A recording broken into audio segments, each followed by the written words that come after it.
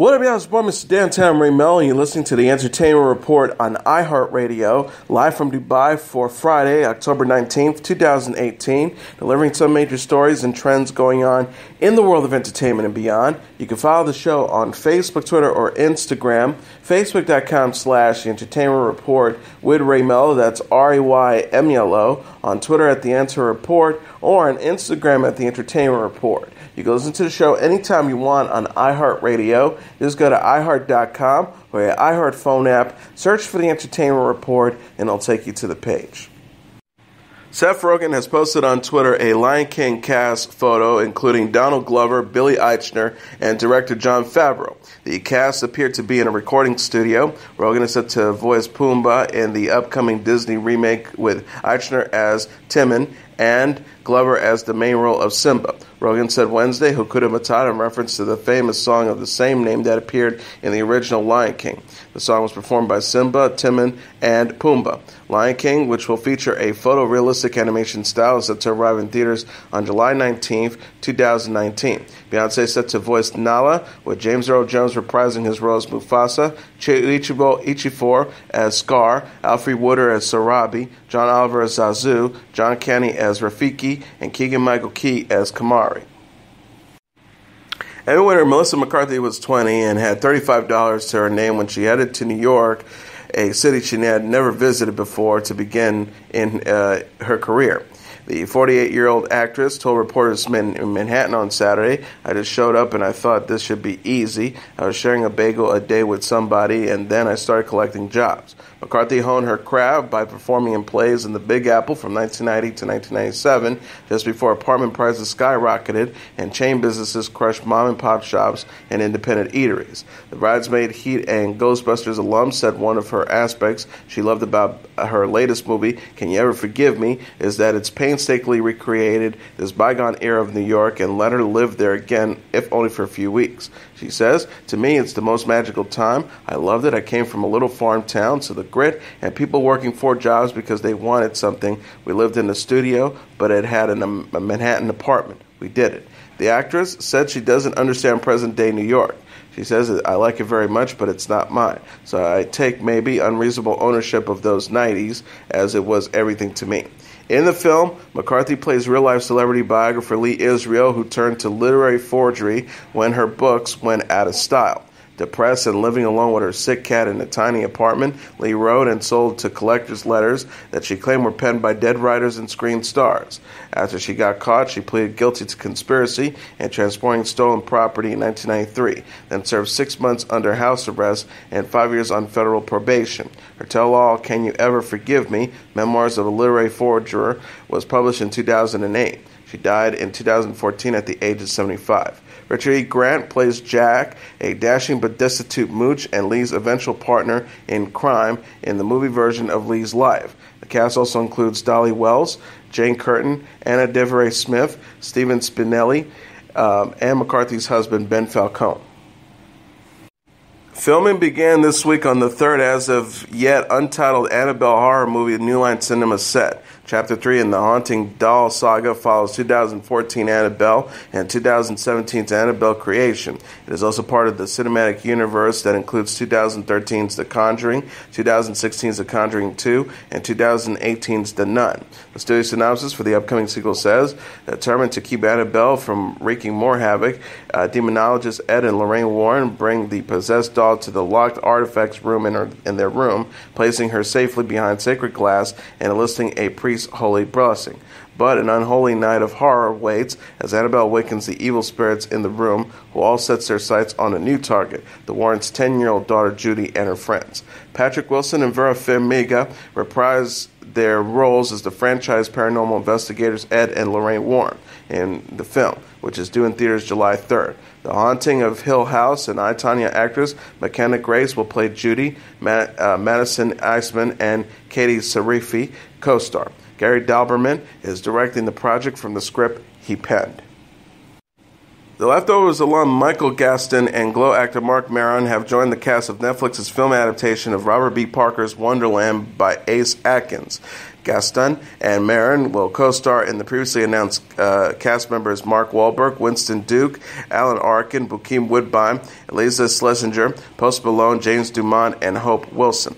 Peter Berg is directing the movie about a private detective named Spencer who investigates a murder and the related conspiracy behind it.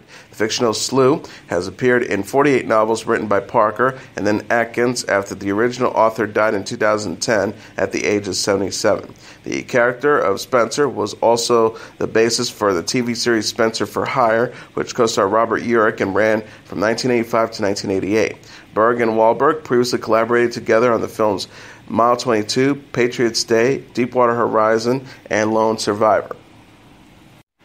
The Favorite, First Reformed, If Beale Street Could Talk were among the movies to earn in nominations for the 2018 Independent Filmmakers Project's Gotham Awards.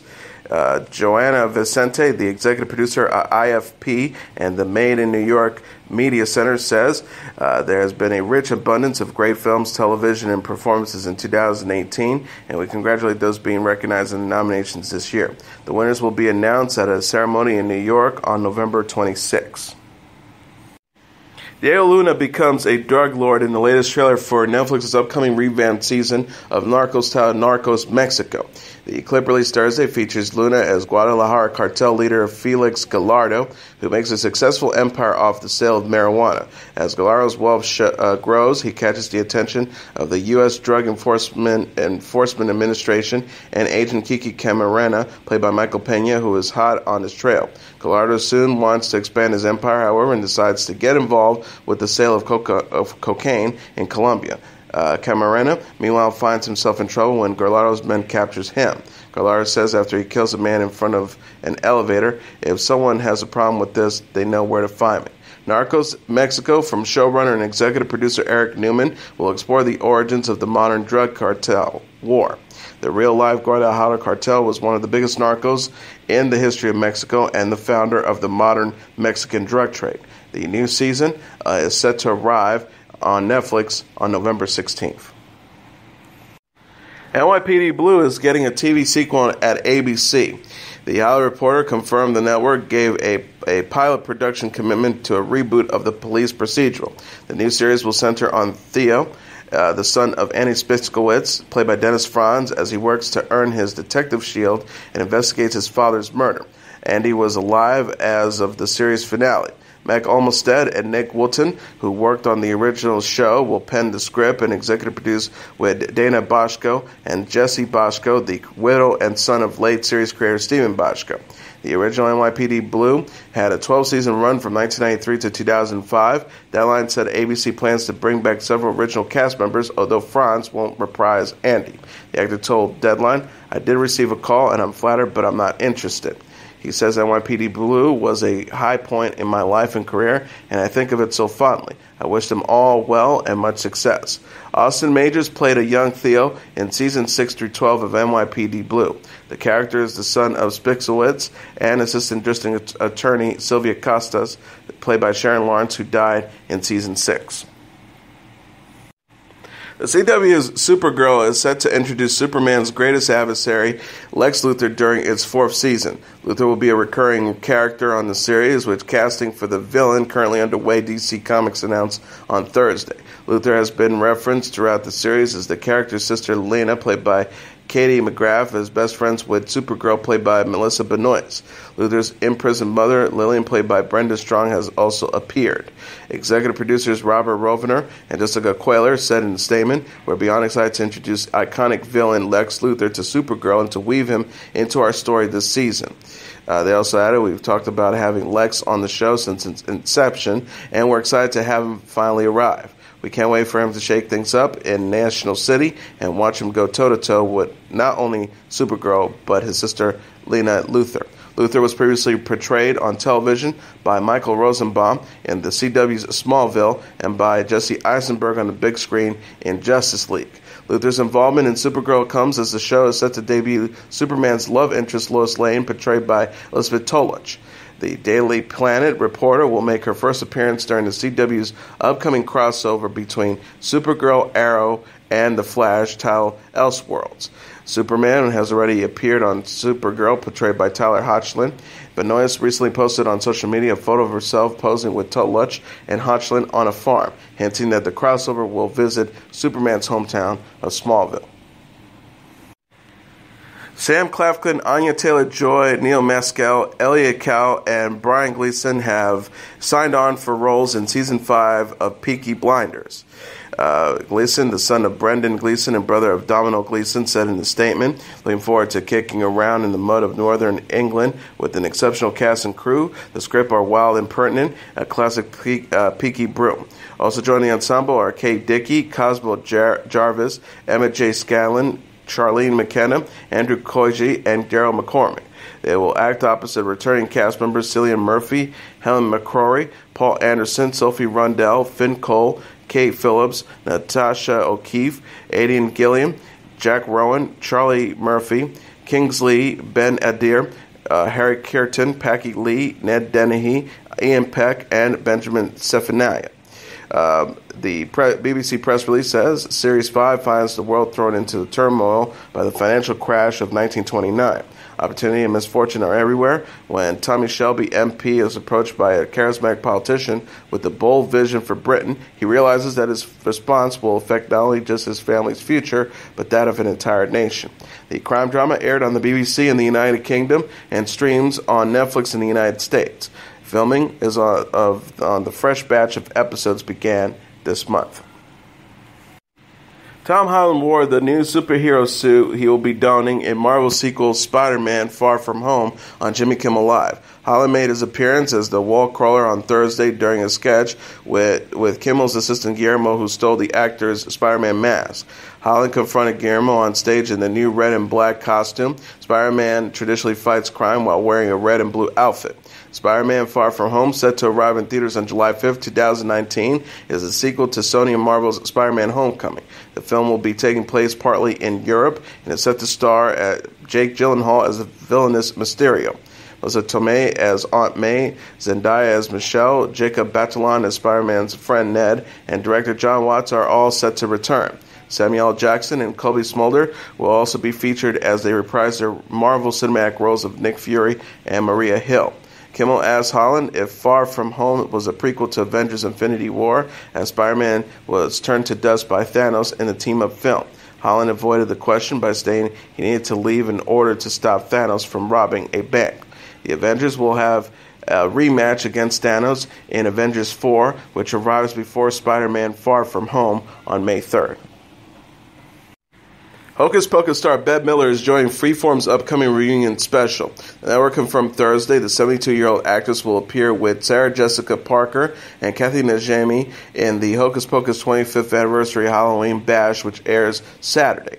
Freeform tweeted, just announced that Bette Midler joins at Kathleen Najimy and Sarah Jessica Parker at SJP for our hashtag Hocus Pocus 25th Anniversary Halloween Bash. We'll see you this Saturday, October 20th at 8:15 p.m., 7:15 Central Time at Freeform TV. The network includes a video of Midler challenging her Hocus Pocus character, Winifred Sanderson. The actress says in the clip, wait a minute, what a Sanderson sisters celebration without Winifred. Midler also promoted the TV special in a tweet on her account. She wrote, what a hoot, join us as we fly, Bette Midler, Hocus Pocus 25th Anniversary Halloween Bash Freeform. The Hocus Pocus 25th Anniversary Halloween Bash will air Saturday as part of Freeform's 31 Nights of Halloween programming lineup. The 90-minute special will feature interviews with Midler, Parker, Najimy, Tora Birch, Omari Katz, and director Kenny Ortega. Freeform will air a Pop and Knowledge edition of the Hocus Pocus before and after the reunion. The edition will include a mix of trivia and observations and commentary about key moments and quotes in the film. Hocus Pocus opened in theaters in July 1993. The Disney Channel confirmed in September it will develop a remake of the movie with an all-new cast. Fuller House star Candace Cameron Bure says that the show hasn't been canceled. The 42-year-old actress spoke out Thursday in an interview with E! News following reports the Netflix series will end after season 4. Bure says, "I don't know why or how that rumor got started. In the 4 years we've been doing Fuller House, they've never announced a pickup before the season airs." She added, "We were just nominated for an Emmy, referencing the show's nod for Outstanding Children's Program. I think that everyone's going to love season 4, and I have no doubt we're going to be back for season 5. Fuller House was renewed for a 4th season in January and has yet to announce a premiere date. TV Line reported Tuesday that Netflix is seriously considering ending the show after its 4th season. A Netflix rep says, "No decision has been made about the future of Fuller House. We're looking forward to the premiere of season 4 later this year." Bure plays DJ Tanner on Fuller House, a sequel spin-off of the ABC series Full House. The series co-stars Jodie Sweetin and Andrea Barber, and finished filming season 4 in September. Bure wrote on Instagram at the time, "That's a wrap. Wow, what a ride with these ladies. I work with my best friends every day. I love you," at Jodie Sweetin and Andrea Barber. So much. Words aren't enough. Leah Remini sets her sights on Jehovah Witnesses in an upcoming A&E special that is tied to her documentary series Scientology and the Aftermath. Remini posted a teaser trailer for the special on Twitter Thursday. The 2-hour program is set to air November 13th at 9 p.m. Eastern Standard Time, 2 weeks before Season 3 of Scientology and the Aftermath arrives on November 27th. The actress says in the clip, "I thought Jehovah's Witnesses were just nice people knocking on doors," which features Remini having open discussions with former Jehovah's Witnesses. Remini describes how she has received letters from Jehovah's Witnesses asking her to look into the religion that they say is similar to a cult. Remini launched Scientology and the Aftermath in 2016 after previously defecting from the religion. The program explored stories of abuse, misconduct, and retribution within the organization. Remini co-stars on the series with former high-ranking Scientology official Mike Rinder. The former King of Queens star recently made amends with Jada Pinkett Smith, who she claims was a Scientologist. The pair ended their feud during an episode of Smith's Facebook show Red Table Talk, which is scheduled to air on October 22nd. Model and television personality Karlie Kloss is a married woman. People confirmed the 26-year-old star tied the knot with Joshua Kushner at an intimate wedding Thursday in upstate New York. Kloss and Kushner were married in a small Jewish ceremony with less than 80 people in attendance. The couple hosted a larger celebration with friends in the spring. Kloss wore a custom Dior gown with sheer sleeves and neckline. One guest described the wedding as intimate and moving. The source says the couple was beaming with happiness. Kloss shared a photo from her wedding date Thursday night on Instagram. The model captioned the post, October 18, 2018. Kloss and Kushner, the brother of President Donald Trump's advisor Jared Kushner, announced their engagement in July after 6 years of dating. Kushner proposed during a romantic weekend in upstate New York. Kloss said on Instagram, "I love you more than I have words to express. Josh, you were my best friend and my soulmate. I can't wait for forever together. Yes, 1,000,000 times over." Khloe Kardashian is giving fans a glimpse into her cupcake party with family. The 34-year-old television personality shared photos Thursday of True, her 6-month-old daughter, with Tristan Thompson attending a bash with Northwest and True's other cousins. True enjoyed sweet treats with North and Kim Kardashian's other children, Sane in Chicago, Kourtney Kardashian's kids Mason, Penelope and Rain, Rob Kardashian's daughter Dream, and Kylie Jenner's baby girl Stormi. Kardashian and her sisters provide the kids with unicorn costumes and other outfits, in addition to an array of cakes and cupcakes. Kardashian shared a photo and videos of the spread on Instagram stories. She wrote a little at Breeze Cakes for the cupcake party. The Keeping Up with the Kardashian star also captured a photo of True with her grandmother, Mary Jo Campbell. Kardashian previously told fans she planned the party in honor of North returning home from the U.S. The 5-year-old accompanied her parents, Kim and Kanye West, on their trip to Uganda this month. Kardashian tweeted on October 13th, "I'm so excited, planning another cupcake party for Norv's return with all the cousins. Maybe this time Kourtney Kardashian won't forget, LOL, I mean." She added, "I bought all the girls tutus this morning. You know, we have a colored scheme to buy by. I need to buy the boys something too, maybe capes for the boys." Kardashian gave birth to True in April. She shared a photo of her daughter wearing an all-pink ensemble in August following a trip to Mexico with Thompson. Greek alum Amber Stevens West is a new mom. Entertainment Tonight reported the 32-year-old actress welcomed the baby girl, Ava Laverne, with husband and former Greek co-star Andrew J. West on October 7th, her 32nd birthday. West's rep confirmed the news to People. West told the magazine one of her grandmothers suggested the name Eva, while Laverne was chosen in honor of two great-grandmothers. The star says, "We felt like we've been waiting our entire lives to meet our daughter Ava. Now that she's here, we're completely obsessed." She also added, she's already introduced a new unique type of love into our lives, and we're so excited to see what else she will show and teach us in the years to come. Wes and Andrew played love interests Ashley and Fisher on Greek, which had a 4-season run on ABC from 2007 to 2011. The couple married in December 2014 and announced Wes's pregnancy in May. Britney Spears has returned to Las Vegas in February for a new residency at MGM's Park Theater titled Domination. The concert series will run on selected dates from February 13th to August 17th. Tickets go on sale to the general public starting on October 26th at 10 a.m. Pacific Time, with pre-sales now being held for fans on Spears' mailing list. The residency was announced on Thursday through a video and light show that was projected onto the Park MGM building. Spears previously teased that a big announcement was coming in October on The Ellen DeGeneres Show. Spears wrapped up her first Las Vegas residency titled Piece of Me on New Year's Eve. The 50-day run took place at Planet Hollywood and first began in 2013. Country music superstar Garth Brooks is to star in his own CBS television special. Garth Live from Notre Dame is to air December 2nd. This will be the first live concert stage at Indiana's Notre Dame Stadium. It will be recorded on Saturday. Brooks said in a statement, "After the sellout, I thought it couldn't get any more exciting than this. Then CBS calls in, and in an instant, the show becomes bigger. This changes everything." Brooks announced this week that he is planning a North American concert tour. The first two shows will be at State Farm Stadium in Glendale, Arizona, and at the Dome at America's Center in St. Louis, Missouri. He says dates and tickets on sale information will be announced soon. And now let's take a look at what happened on this date in entertainment history. On this date in 1985, the first Blockbuster video rental store opens in Dallas, Texas. At a time when most video stores were small-scale operations featuring a limited selection of titles, Blockbuster opened with some 8,000 tapes displayed on shelves around the store and a computerized checkout process. The first store was a success, and Blockbuster expanded rapidly, eventually becoming one of the world's largest providers of in-home movies and game entertainment.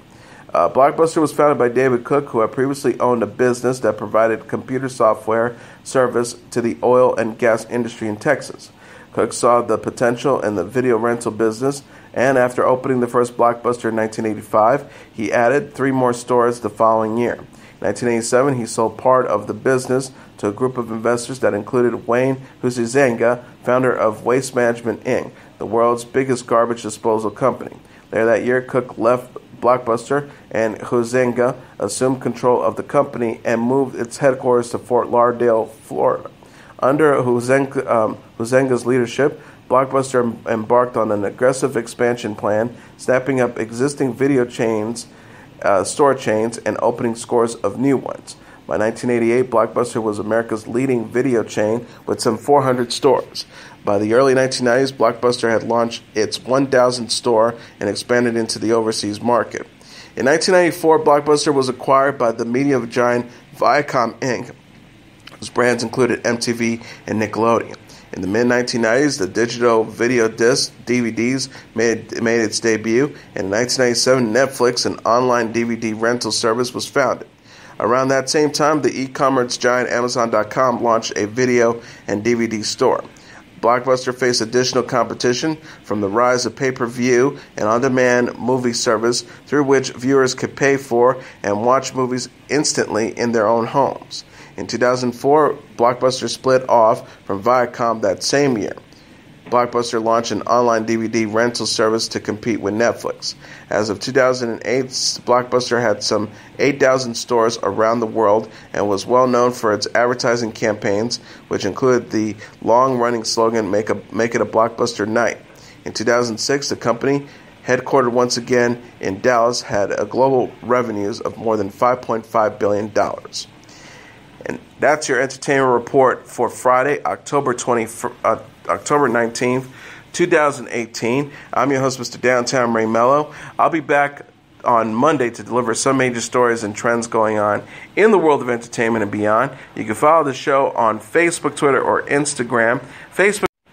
And that is your entertainment report for Friday, October 19th, 2018. I'm your host, Mr. Downtown Ray Melo. I'll be back on Monday to deliver some major stories and trends going on in the world of entertainment and beyond. You can follow the show on Facebook, Twitter, or Instagram.